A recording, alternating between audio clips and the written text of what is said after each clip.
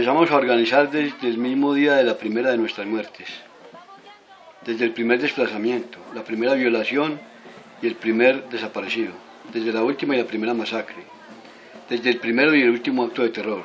Solo nos mirábamos porque no se podía comunicar, pero estábamos unidos. Siempre estábamos unidos. Y desde la debilidad de nuestros brazos vino después la fortaleza de nuestros derechos.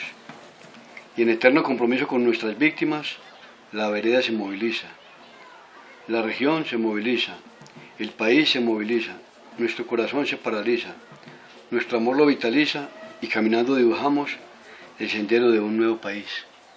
Y por eso decimos, nunca más.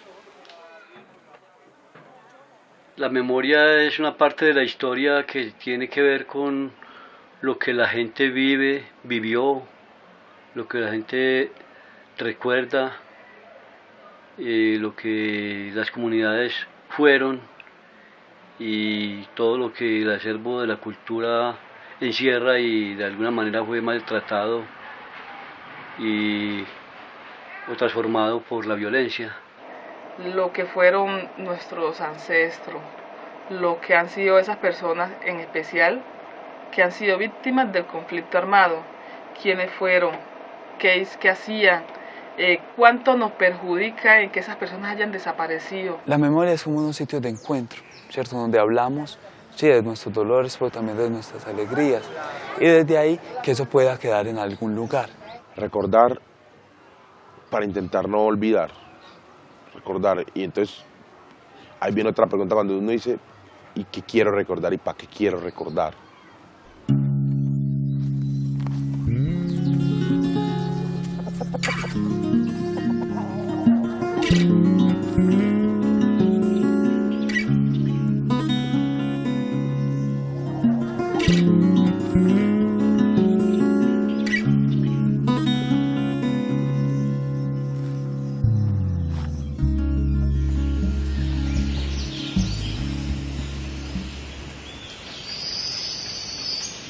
En esta área de aquí se encuentran los restos de mi hijo Frankie, asesinado el 19 de agosto del 92. Soy sobreviviente de la masacre, fui lesionada cuando tiraron el cilindro a la iglesia. Y el desplazamiento en el 2001 nos hizo dejar el territorio con todo y lo que habíamos conseguido. Mi familiar de víctima es mi mamá, Fanny Zoraida Ruiz González, que fue desaparecida en febrero del 2004. A nosotros nos dan 24 horas para desocupar un pueblo. Querían forzar a mi mamá y a mi hermano mayor a que se fuera a ser parte de los grupos. Es haber sido víctima de un sinnúmero de actos de guerra que no respetaron límites. Lo encontraron tapado, que con rastrojo por allá todo torturado. Eso es una historia tan horrible de contar que yo nunca me lo imaginé llegar algún día a encontrar a mi hijo como lo encontré ese día.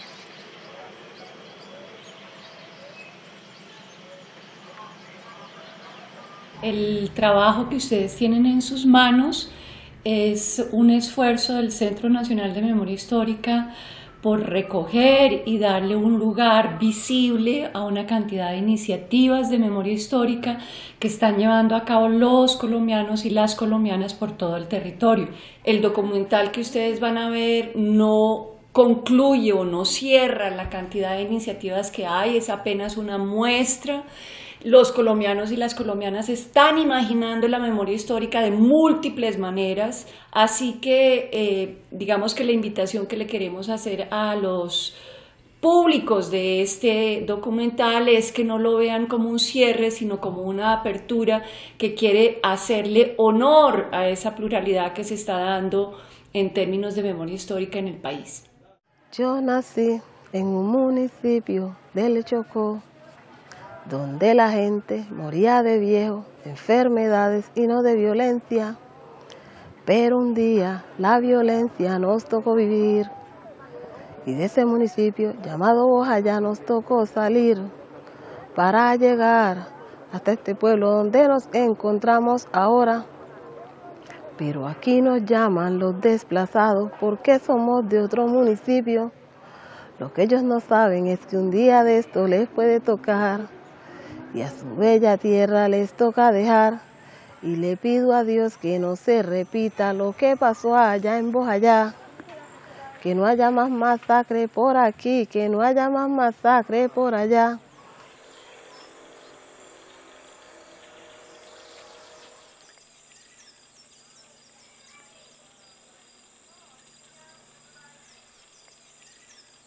Las iniciativas de memoria son todos esos esfuerzos colectivos que están impulsando las víctimas o acompañantes de víctimas para hacer visibles sus reclamos, para impugnar versiones falsificadoras o negacionistas de la historia colombiana. Es una forma o una expresión que encuentra la ciudadanía para mostrarle al resto de la sociedad lo que pudo haber sido esa situación o lo que fue esa situación y cómo ellos de alguna manera a partir de un plantón, de una galería, de una revista, de una exposición, de una manifestación ciudadana, de una marcha, pues realmente lo que hacen es hacer públicas esas situaciones de victimización que han tenido. Pues creo que es importante hacer memoria porque nos permite reconocernos, identificarnos,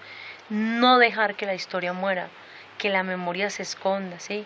Que lo que pasó se tape con tierrita, como dicen muchos. No solamente como lo que llaman como una garantía de no repetición, sino también como un construir a partir de obviamente de la experiencia vivida y pues como de todo el legado y del aprendizaje que eso deja. En medio de un conflicto nos vamos contando y hay gente, muchas doñas, muchos señores, muchos niños y quieren contarlo, cómo lo han hecho, para que esas generaciones cuando vuelvan a mirar digan, venga, esto es lo que nos cuenta el Estado, pero venga, ¿cómo nos contamos nosotros? ¿Cómo nos contamos desde la cotidianidad? Esa noche alguien sacó un garrote y le voló la cabeza a la Virgen. Y al otro día todo el mundo salió al parque y se quedó así, sorprendido. Le volaron la cabeza a la Virgen de los Paracos. Y todo el mundo se sintió contento. Pero ¿cómo así? ¿Cómo personas campesinas, todas ellas, creyentes, estaban contentos porque le hubieran quitado la cabeza a la Virgen? Porque esas personas lograron diferenciar la Virgen del parque con la Virgen que estaba en la iglesia.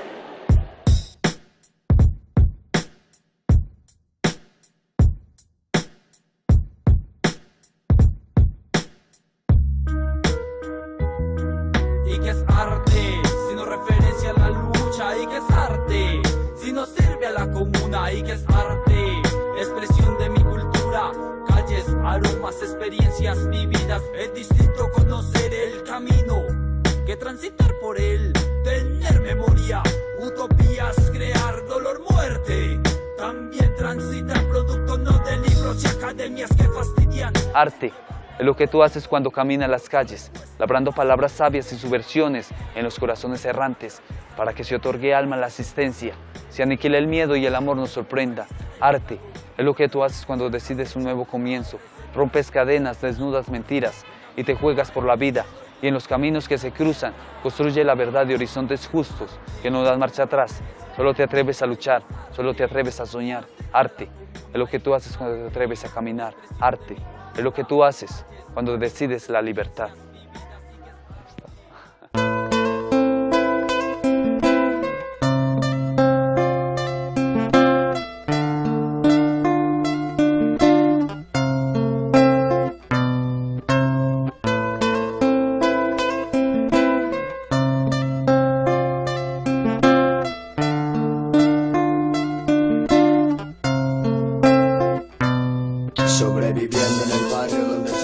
La Comuna 13 tuvo en 2002, cuando hubo la primera operación militar Mariscal, cuando desde las 12 de la medianoche hasta el mediodía había un enfrentamiento gigante y que no habían podido pero había muchos muertos, muchos heridos. Una operación sin precedentes en lo que ya teníamos, porque fue muy larga y porque casi siempre caían, disparaban, mataban gente o no y se abrían. Esta vez querían entrar, ¿cierto? Entonces como que empezaron a presionar más de la cuenta, pero adentro había también quien estallaba. La población de la comuna hizo una cosa que para mí me marcó la vida, y fue una acción no violenta que logró frenar esa operación militar. Es que todo el mundo empezó a salir, a vencer el miedo, a ponerle el pecho a las balas, como se dice, y salir con trapos, sábanas, pañuelos, camisas, con todo lo que tuviera blanco, a sus ventanas, a sus calles, a sus puertas. Pero como que ese momento fue también muy de inspiración para la vida en general y para la élite especialmente, que es como, si se puede hacer resistencia pacífica, si hay otras formas de decir las cosas, hay otros lenguajes además aparte de la violencia.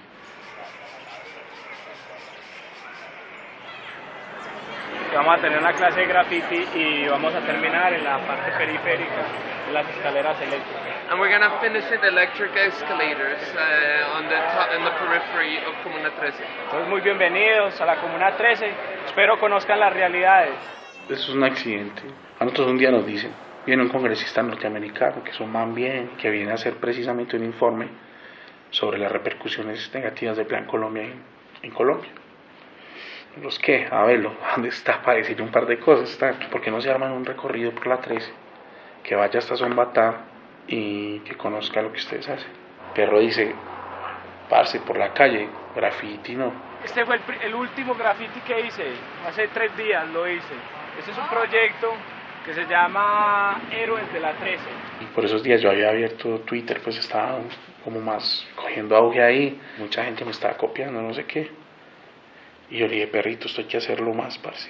Vos enseñás qué es el graffiti, yo enseño lo político, tal. Y hacemos el dúo perfecto, weón. La Comuna 13 en el 2002, del 98 al 2002, sufrió un periodo de violencia muy fuerte. From 98 to 2002, Comuna 13 saw a lot of violence. Donde aquí estaban instaurados grupos al margen de la ley, de la guerrilla, ELN, las FARC, los CAP, que era el Comando Armado del Pueblo, eran los que en este sector habitaban. Mira, yo creo que el resumen más grande y más específico del grafitur es el graffiti de Orión. A la izquierda está un poco de historia, que hoy es realidad también, de la violencia, y a la derecha están unos aviones disparando color, disparando pintura al territorio. Sobreviviendo en el barrio donde se escuchan disparos, donde se muere la gente por culpa de algunos cuantos. El terror en mi comuna hizo parte del pasado, dejando amargos recuerdos. Corazones afectados. Muchos son los que han llorado por un ser que se ha marchado. Sientes que mueres por dentro al saber. ¿Qué es el grafitur para mí? Un recorrido histórico, estético y político por la Comuna 13, para vivenciar las historias de la Comuna 13, la estética de la Comuna 13 y las realidades de la Comuna 13 de manera directa, con habitantes de la comuna, con artistas y líderes de la Comuna 13, pero además con tu propia sensación de tenerla que sentir con los 2 pies, verla con los 2 ojos, oírla con los 2 oídos. Tampoco queremos ver una ciudad muy rayada ni muy manchada, pero sí queremos verla con muy buenas obras de arte. Entonces como que vamos construyendo nuestra historia. A medida de lo que nosotros vamos viviendo, vamos contando nuestra historia de graffiti. Historias nefastas, de masacres, de dolor, desplazamiento. Hay historias de esperanza, de color, de vida, una manera más simbólica y poética de decir que están haciendo muchas personas para ayudar a que un territorio salga adelante y sea un mejor vividero.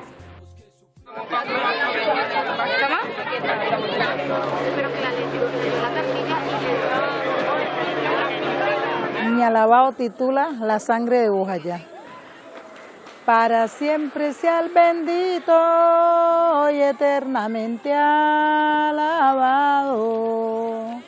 del Cordero sin mancilla, Bojayá lo condenaron.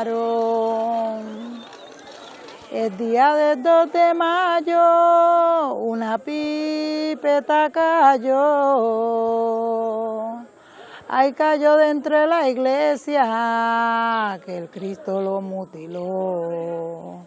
Que el Cristo lo mutiló.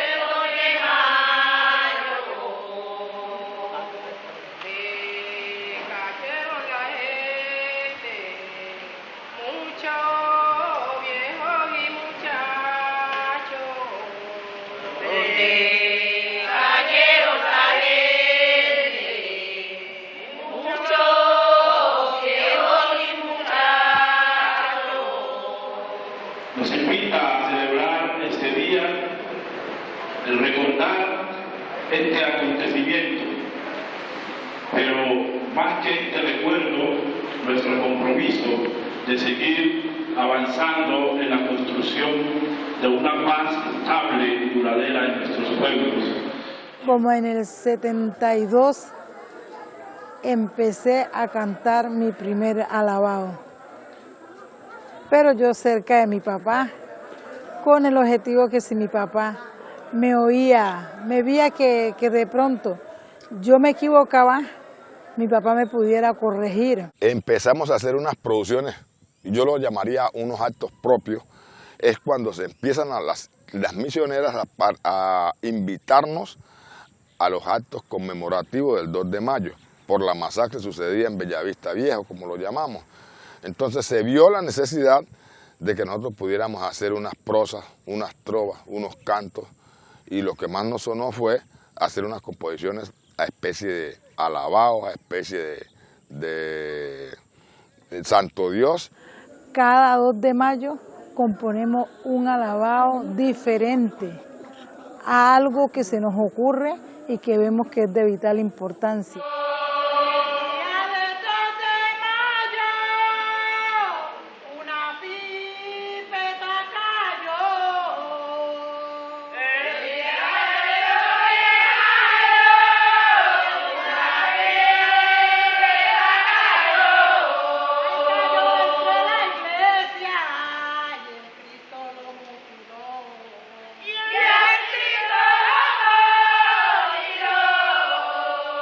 Cuando empezamos con sus altos y con sus bajos, pero sí muy gustador porque eran cosas que se innovaban, eran cosas que salían de la propia autonomía de la gente.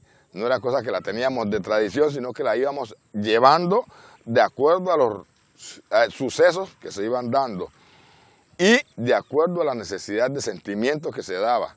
Al de entrar a la iglesia me cayó un cilindro, la Virgen del Carmen,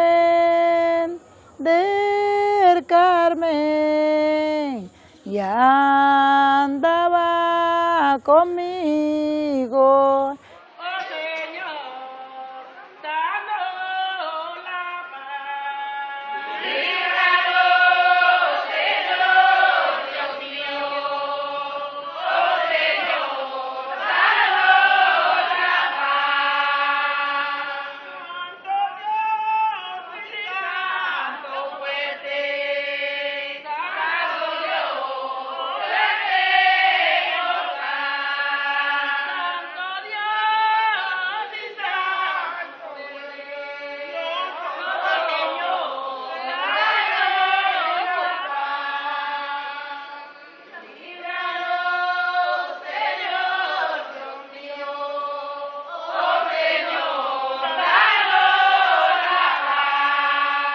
Por toda la sangre que ellos derramaron, que ellos mismos nos fortalezcan para poder hacer justicia y que los hechos aquí ocurridos no queden impunes.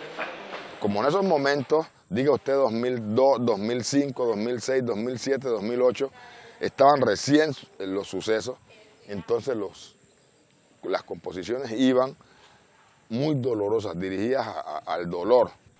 Hoy ya las composiciones van más dirigidas al gobierno nacional e internacional para la divulgación de la inconformidad que seguimos presentando como municipio. El 2 de mayo vienen los de la prensa, vienen todos los medios de comunicación y sabemos que en una denuncia de esa, de la forma que sea, si en copla, en alabado, lo va a conocer, el mundo entero lo va a conocer. Los esfuerzos de memoria no solo son esfuerzos de una narrativa, es decir, escribir, hacer poemas, elaborar alabados, sino que también son esfuerzos por darle nuevos significados si se quiere de vida a lugares que estuvieron marcados por una violencia suprema una violencia, digamos, que rompe todos los límites de lo imaginable. Esos lugares de memoria pueden ir desde un pequeño jardín de memoria en homenaje a un ser desaparecido, como es el caso, por ejemplo, del jardín en el municipio del Castillo, en el Meta, un bosque, como es el sembrado de las 12 palmas en homenaje a los 12 diputados masacrados en el Valle. Sanar el país o sanar a las personas o recuperar, si se quiere, la dignidad de estas víctimas pasa también por resignificar aquellos lugares que fueron lugares de terror y volverles a dar aquel significado que tenían para la comunidad antes de los hechos traumáticos.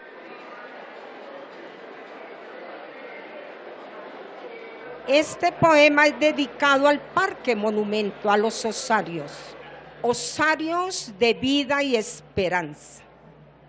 ¿Es lugar de muertos o de vivos? Se pregunta hoy asombrado. De los muertos hay siembra de raíces, símbolo de memoria. De los muertos nacen flores, expresión de resistencia. Es la vida que trasciende más allá de la muerte.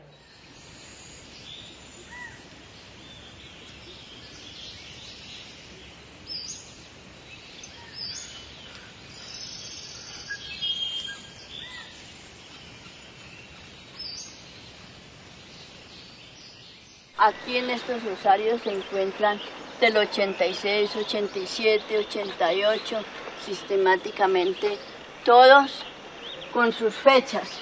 Fue una cosa muy lamentable de saber que cada uno de ellos iban desapareciendo, perdiendo su vida, y nosotros no sabíamos ni el porqué. Cuando la masacre, pues vino el padre Javier Giraldo, que fue el gestor de esto, pues, ¿no? O sea, le estaba dando una plata para un monumento en memoria de las víctimas. Entonces, con el padre llegamos a un acuerdo de que no tenía caso hacer un monumento allí, pues un montón de arena y cemento, no tenía gracia. Entonces nos dieron la idea de crear un parque. El Parque Monumento tenemos 6 hectáreas de tierra, donde hemos hecho diferentes propuestas. Fuimos encontrando en el camino personas que nos decían, yo tengo una historia, yo conozco, yo viví parte de los hechos que ocurrieron en Trujillo, pero yo no sé cómo explicarlo, no sé cómo hablarlo, no sé cómo decirlo, pero lo puedo plasmar por medio de una pintura, por medio de un escrito, que de una u otra manera dejaban ver y contaban o narraban unos hechos.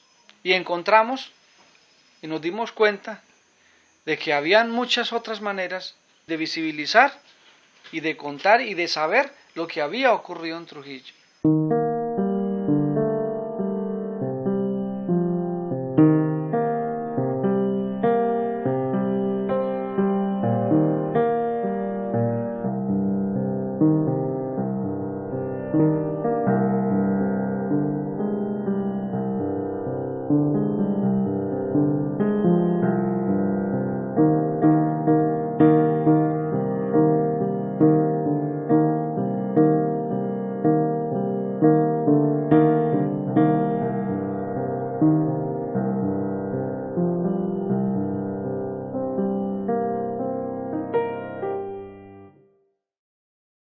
Como le digo, hemos sufrido amenazas varias veces, no es ahora.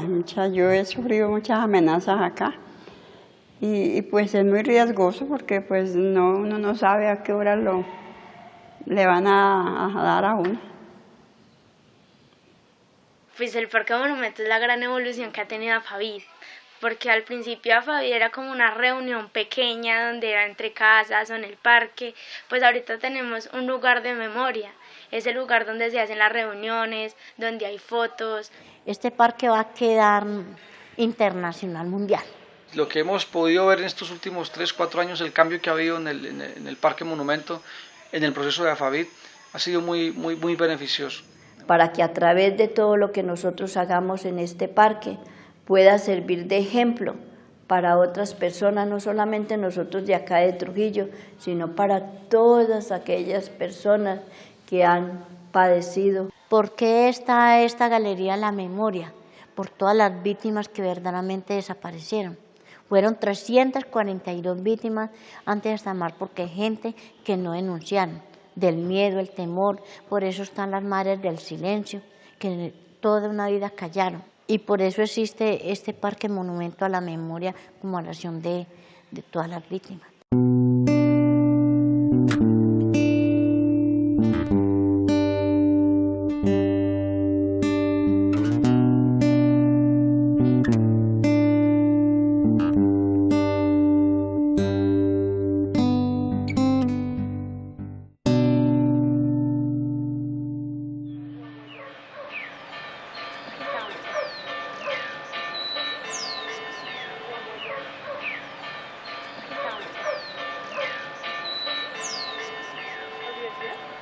Desde el año 2001 y quizás desde antes, ante esta ola de violencia tan desmesurada que sufrió la región, líderes regionales y en especial la diócesis en Río Negro se preocupó mucho por esto y activó un espacio regional que llamó el Consejo Provincial de Paz, y en torno de él se reunieron ONGs de derechos humanos, líderes.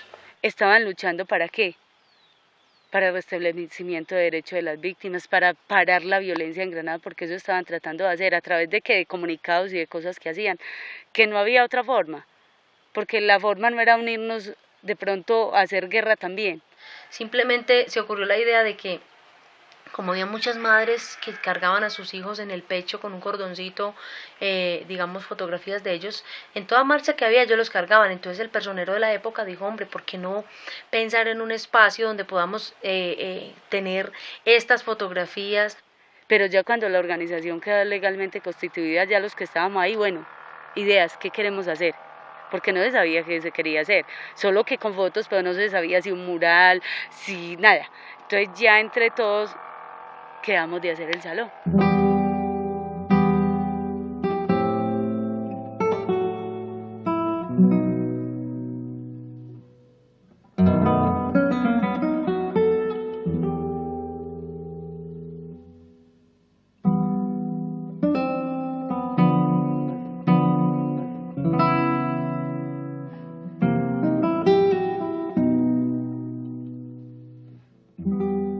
Ocurrió dar el nombre del Salón de Nunca Más, precisamente recordando que en Argentina Ernesto Sábato, después de esa dictadura donde hubo tantos desaparecidos, hiciera ese gran libro de la memoria, que son cantidades inmensas de historias, de páginas, que él llamó el libro del Nunca Más. Entonces la gente decía, no, nosotros no estamos de acuerdo que se llame museo, porque es que los seres queridos de nosotros no son cosas viejas. Entonces eso decía la gente, y decían, no queremos que se llame museo, queremos que se llame Salón del Nunca Más. ¿Y por qué Nunca Más? Porque es la consigna que se ha gritado en todo el territorio, pues desde que se iniciaron los actos de resistencia en contra de esta violencia. La consigna era no más, ni una más, nunca más, otro Oriente es posible. Efectivamente, antes de abrir este salón, éramos una especie de gueto. Al principio fue muy complicado porque nadie apoyó esa decisión. Lo que fueron las entidades de Granada, ellos decían, no, ¿eso para qué? Se nos ocurrió la idea de que las personas que iban a entrar a participar como alcaldes, les sacáramos un documento donde les dijéramos, señores, necesitamos que se comprometan con nosotros las víctimas a darnos un espacio donde podamos tener la memoria, sea el que gane, sea el que gane. Entonces dijo, todos tres firmaron el pacto. Quien ganó se nos quiso disimular. Implicó entonces ya prácticamente mover a todas las mismas víctimas a entrar en el campo de la exigencia. Comenzamos a construir el salón entre nosotros mismos, ay, que tales fotos vayan en tal parte, que tal cosa. Hicimos convites, hicimos reuniones, hicimos procesos que permitieran recoger la información desde las víctimas y la construcción del espacio desde las víctimas, porque no es lo mismo cuando alguien viene y construye por ti. Es mucho mejor cuando vos podés decir, esto puede ir acá, esto puede ir allá, yo quiero que mi hijo esté de esta manera, quiero que sea así, o sea, eso da empoderamiento de lo propio, ¿sí? Y genera arraigo y genera respeto. Sería muy bueno que no sea otra persona quien cuente la historia de nosotros, sino que sean ellos mismos quienes cuenten historia, en su forma, como lo quieran pues buscar. El Salón de Nunca Más pretende básicamente descalificar la guerra como arma política. Para construir paz, porque nosotros que estamos construyendo aquí no estamos sembrando odio, ni resentimiento, ni venga, es que este trabajo es para que nos venguemos, para que nos unamos todos y trabajemos en torno a cosas malas. Eso estamos haciendo por el país, construyendo paz. Aquí, ¿qué hacemos? Mostramos amor. Con tu amor y con tu ternura nos enseñaste a valorarla. Gracias por haber sido un excelente esposo, padre e hijo. Nicolás, te amaron, te arrancaron de nuestras vidas, pero no te han arrancado de nuestro corazón. Recuerda que siempre te vamos a amar. Te quiero mucho, mucho. La memoria histórica tiene un arraigo territorial muy importante. Nace de las comunidades, nace de las personas en territorios y debe encontrar eco y resonancia y sostenibilidad en el Estado a nivel nacional, regional y local.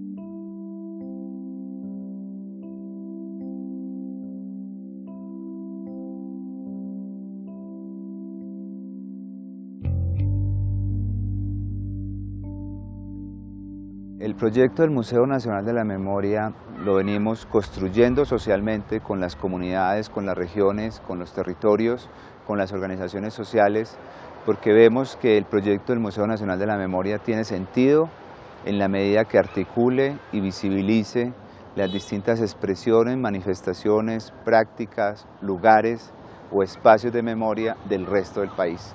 Y estamos partiendo también de reconocer que las comunidades y las organizaciones están haciendo memoria desde antes de la ley de víctimas, partir de reconocer que son las comunidades las que nos han enseñado a hacer memoria. Tiene que ser un lugar donde las múltiples voces de la memoria se escuchan, se visibilizan y se encuentran, es decir, las iniciativas de memoria del norte del país, del Caribe, se encuentran con las del Putumayo y con las del oriente y el occidente del país en diálogos que son múltiples y que son a veces irrigados de tensión, porque la memoria pues no es un lugar de unanimidad ni de consenso. Ese es el reto fundamental de la memoria, es cómo realmente apostarle a la construcción colectiva del conocimiento. No es llegar a las comunidades a enseñarles porque nadie ha vivido la experiencia como ellos mismos la han vivido, no es explicarles porque cada uno lo vivimos de manera diferente, no es llegar a una fórmula o a una metodología, sino llegar con dignidad y respeto a construir con cada uno de ellos sus propias memorias, sus propias experiencias y lo fundamental desde el inicio, generar sentido de pertenencia. ¿Cómo le hacemos un homenaje digno a las víctimas? Reconstruyendo la historia cada una de las personas que fallecieron en ese momento. Que haya una casa de memoria donde hay un libro, digamos así, hayan libros de las personas que cayeron o que han sido víctimas del conflicto armado, ¿cierto? Y que si hay, digamos, audios y hay videos, todo eso repose en esa casa de memoria. Fotografías de todas esas víctimas que quedaron precisamente allí, de tal forma que cuando la gente llegara sin necesidad de, o sea, así como está esta baldosa, entonces abajo se colocara la foto, ahí abajo, entonces la gente pudiera hacer el recorrido al interior de la iglesia y de pronto tener una referencia de la cara al menos de las personas que fallecieron allí. Y para las comunidades que de pronto hay veces vienen tarde, que no alcanzan a llegar aquí y que tengan dónde quedarse. Uno de los objetivos es ir y estar en esos lugares para tener, digamos, una mirada diferente y de pronto tener, pues, digamos, la experiencia de poder decir esto es lo que nosotros queremos o queremos que se haga así o queremos que se haga acá. El museo tiene que ser un facilitador, un promotor. Tiene que ser digamos que dentro de esta figura somos parte del Estado, somos parte de un Estado promotor, no solamente un Estado ejecutor que pone recursos, sino que promueven este tipo de ejercicios dentro del deber de memoria del Estado, pero también dentro del derecho a la memoria que tiene la sociedad en general. Estos lugares también se proponen convocar oídos y escuchas, en el sentido de que esperamos contar este relato de otra manera, ¿cierto? No es la narración de los medios de comunicación, no es la narración del alcalde aquí hablando, no es eso, no es la narración de los académicos, es un espacio que convoca elementos visuales, elementos poéticos, elementos históricos, elementos artísticos, elementos musicales, ¿cierto? Porque hay muchas formas para que este mensaje fluya. Este centro, aunque su corazón, gran parte de lo que está aquí son las organizaciones de víctimas, no se considera un proyecto solamente de reparación a las víctimas, sino que sobre todo es un proyecto de reflexión ciudadana. Con las víctimas hemos hablado que no tiene sentido un espacio en donde ellas se encuentren con ellas para hablar de lo que ellas ya conocen. Creemos que la cadena de violencias, la cadena de impunidad, la cadena de legitimación social de las diferentes vulneraciones en el conflicto colombiano solo se puede quebrar si los colombianos entienden lo que ha pasado, conversan sobre eso y conversan en un diálogo con las víctimas.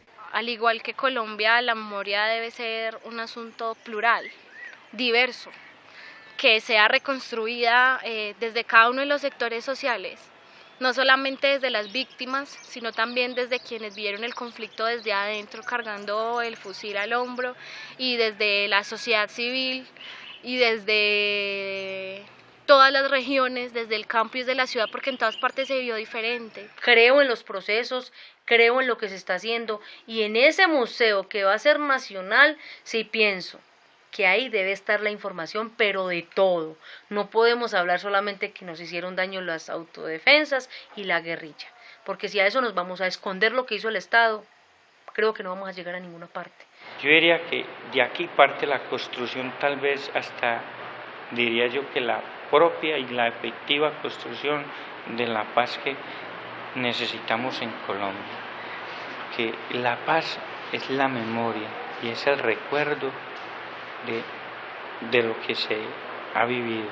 El hecho de que yo perdone, el hecho de que yo me reconcilie con el amigo, con el victimario, con el vecino, no quiere decir que es que yo tengo que olvidar, no. Yo lo perdono, yo me reconcilio con él, pero eso jamás lo vamos a olvidar.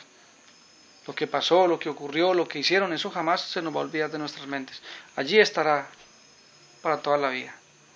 Jamás vamos a negar o ocultar una vaina, pero tampoco vamos a dejar que lo negativo se sobreponga con un montón de gente que todos los días se levanta a estudiar, a camellar, a luchar, sino a tratar de salir adelante con muchas cosas. Para mostrarle al país que necesitamos ser solidarios, necesitamos pensar en los demás, así no nos guste, porque la gente dirá, no, es que yo vivo mi vida, lo que me afecte a mi punto, si le afecta a los demás y si el mundo se cae a mi alrededor no me interesa.